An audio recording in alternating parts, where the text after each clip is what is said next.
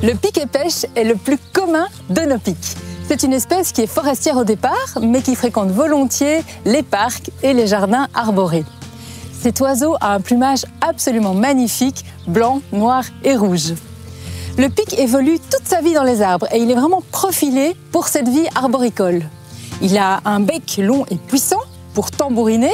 Il a aussi des pattes assez robustes qui sont munies de longs doigts terminés par des griffes très puissantes elles aussi.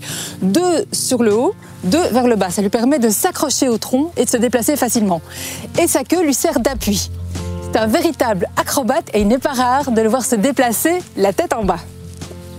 Le pic loge dans les troncs ou les branches des arbres. Il va y creuser un trou pour y nicher.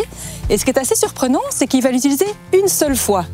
Par contre, d'autres espèces d'oiseaux pourront fréquenter ce petit gîte déjà clé sur porte, comme les tourneaux par exemple, qui occupent souvent des trous de pic délaissés.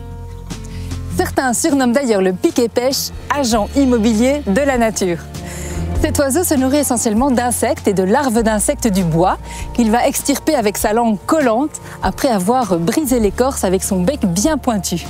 Durant l'hiver, le pic-et-pêche devient granivore. Il affectionne les fruits riches en lipides, comme les noisettes ou les noix par exemple.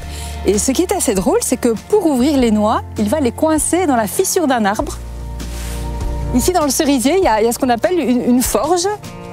Et donc il coince la noix et puis il va taper dessus pour l'ouvrir et aller chercher la petite moelle. Voilà. Et nous, au jardin, on a mis en place un dispositif inspiré de la nature pour pouvoir l'observer plus facilement.